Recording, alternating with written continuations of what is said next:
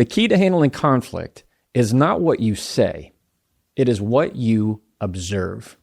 In today's episode, I'm going to teach you exactly what I teach every single one of my legal clients. So if you've ever wondered, what's it like to be a legal client of Jefferson? Well, today is your chance to do that. Today's the lucky day. We're going to dive into how do you handle high-stress conflict situations and operate at a different level that you did not know was possible. This is the Jefferson Fisher podcast, where we talk about communication, and I make a promise to you that if you subscribe to this podcast, if you listen to these episodes, I'm going to make you a better communicator. I'm going to ask wherever you are listening that you find the button that says subscribe and click it. It is going to take zero time, but it means a great deal to me and my family, and it tells the platforms that what you're listening to is good quality content, and that is my promise to always deliver that. Thank you very much. Today's episode is sponsored by Cozy Earth. Cozy Earth is a product that I love and have come to love for a very long time because they are, in my world, in my view, the leading brand when it comes to any bamboo products, from bath sheets to towels to bedding to clothes. It is cool. It is light. It is comfortable. They're called Cozy Earth for a reason. My family and I, big, major Cozy Earth fans. So if you're like me and like wearing sweatpants and hoodies and big, nice towels after you get out of the shower or bathtub. I haven't taken a bath in a very long time, but maybe you're somebody who listens and you go, you know what, I'm a bath person or a shower person, whichever one it is. Cozy Earth is what's up, I promise you. Go to cozyearth.com/Jefferson.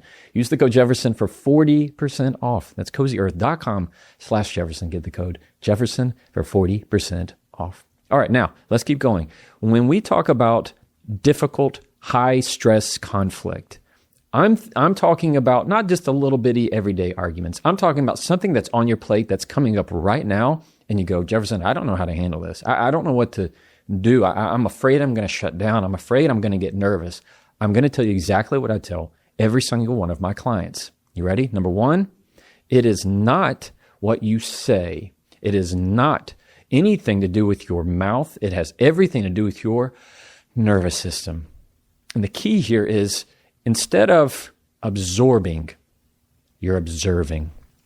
I'm going to say it again. Instead of absorbing, you're observing. If you want to handle conflict at a different level of consciousness that you did not know you could handle it, it is going to be the key of not absorbing what they say, but observing what they say. All right, say it with me. Say it with me wherever you are. It's not absorbing, it's observing. All right? What does that mean? I want you to think, this is just coming to me right now. I want you to think you're in the grocery store and you have your cart with you and you're going through, and you, or maybe you're somebody who likes a bag, you know, you have I'm all for environmentally friendly stuff too, though it's hard here in Texas. And you have your cart and you just start putting things on the shelf, or grabbing things off the shelf and putting it in your basket that you don't even want. Right? You don't even want. Things just start to come in. You're like, yeah, you know what? I'm going to take their belittling opinion of me. I'm going to put it in my cart. You know what? I'm going to take their side eye, put it in my cart. I'm going to take that disrespectful tone and put that in my cart. And you just keep going all the way through, aisle by aisle. And then you go to checkout, which is actually a very good word for this. Yeah, you mentally check out. And you know what checks in? Your nervous system, your emotions. And they just flood you in that moment. And in that point in time, you have absorbed, you have taken on so many things that there's nothing left for you. You're not observing, you're not seeing what's happening, you're just in it. You're just in it, and you are helpless to it. It is no longer you who controls the emotions. The emotions are now controlling you, and there's no telling what you're going to say.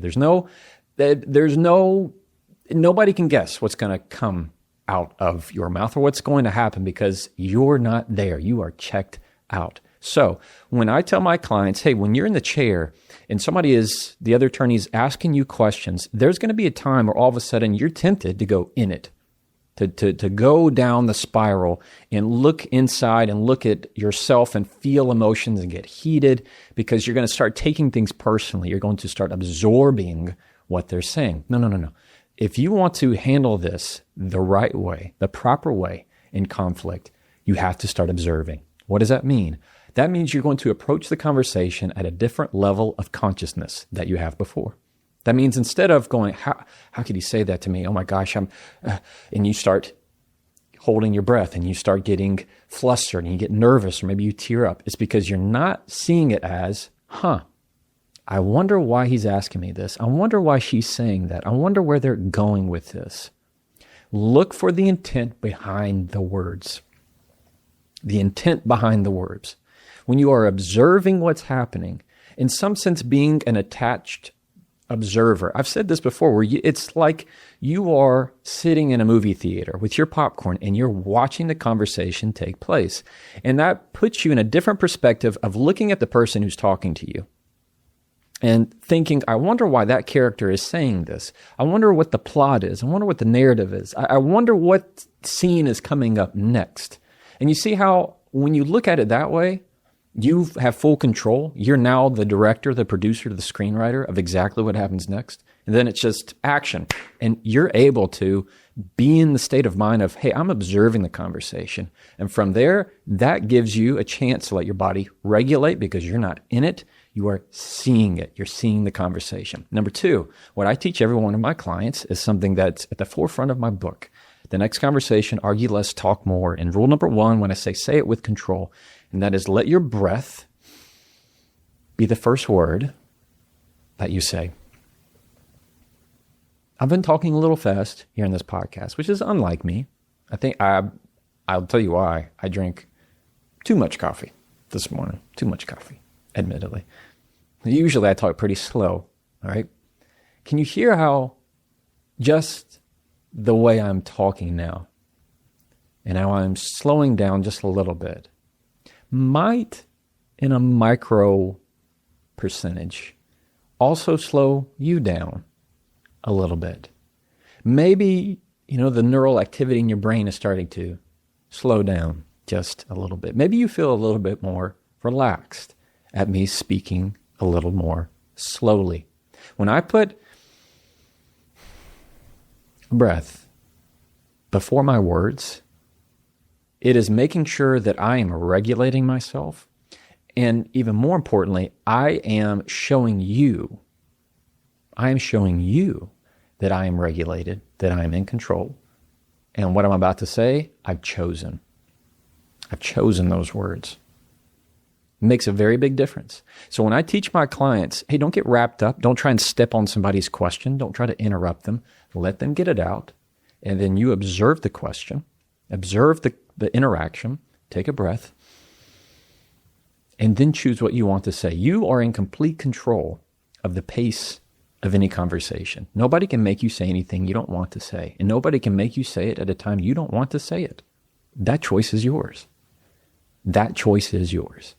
And I cannot tell you how many clients I have seen come to find, accept, and grow in their own power and their own sense of value and worth of, wow, I get to choose if I say anything. And you know what? If I want to wait 30 seconds before I say something, I can do that.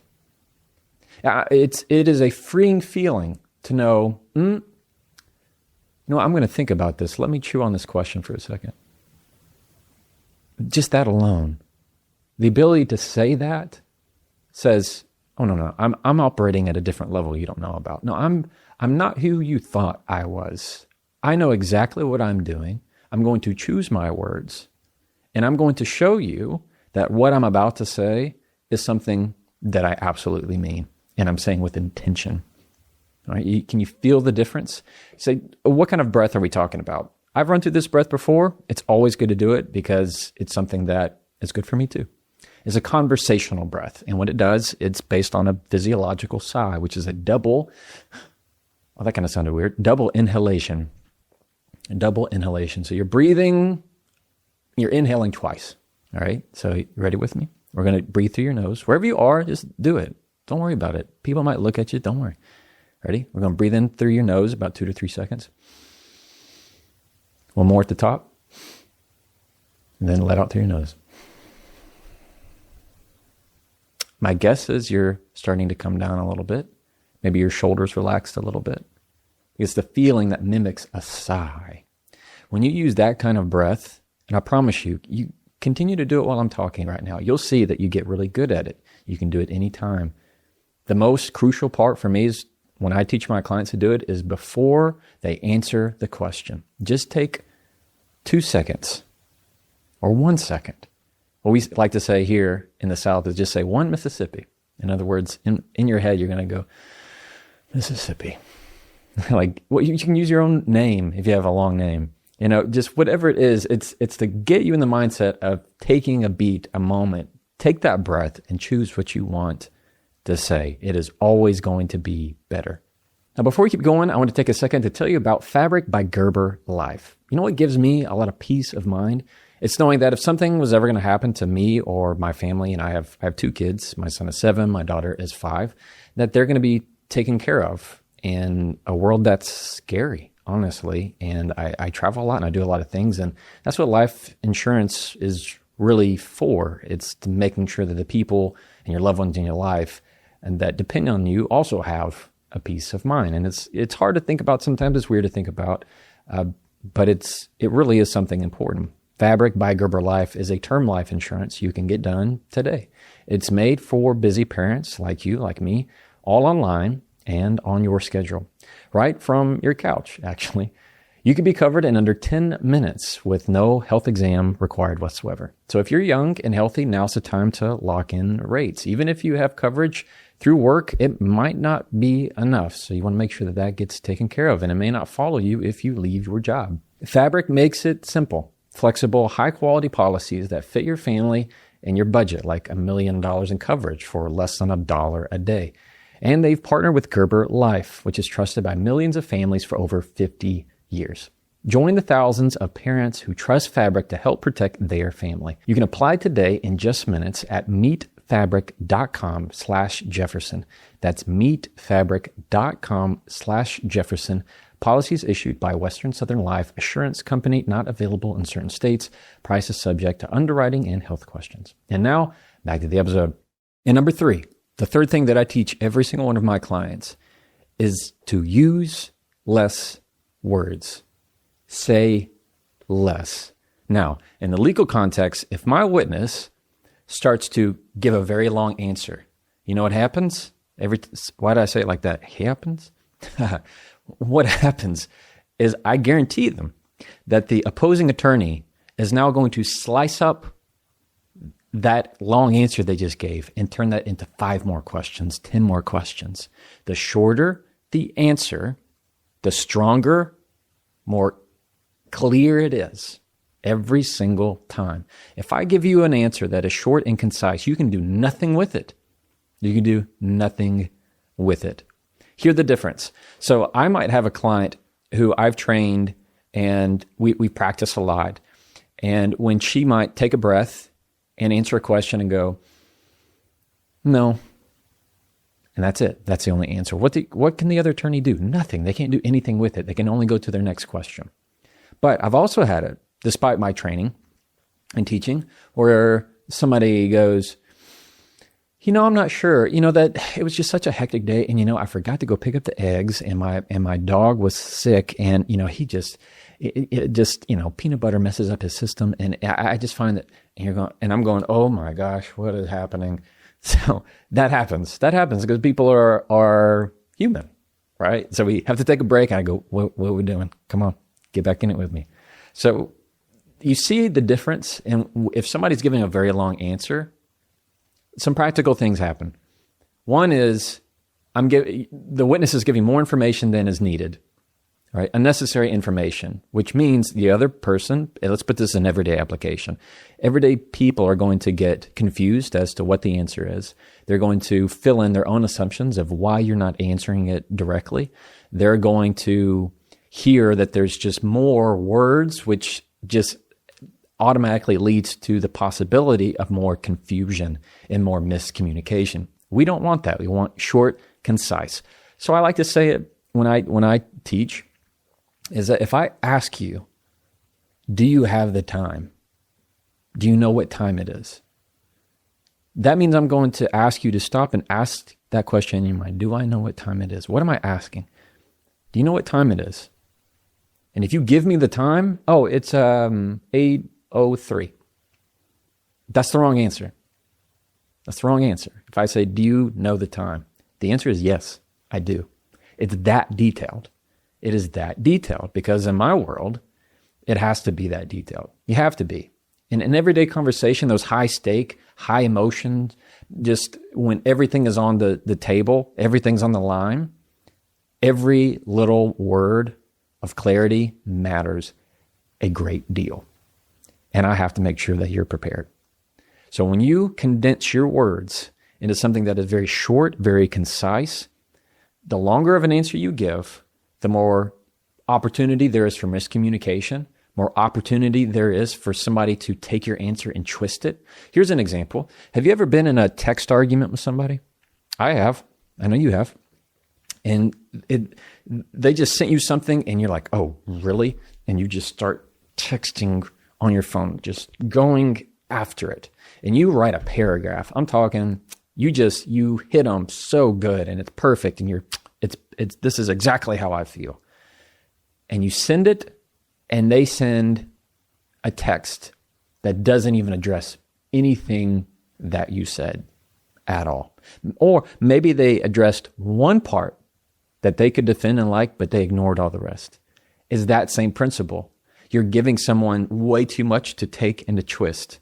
So if you want to handle high conflict, like I teach every one of my clients, you have to keep your answers as short as possible. Answer their question and only their question.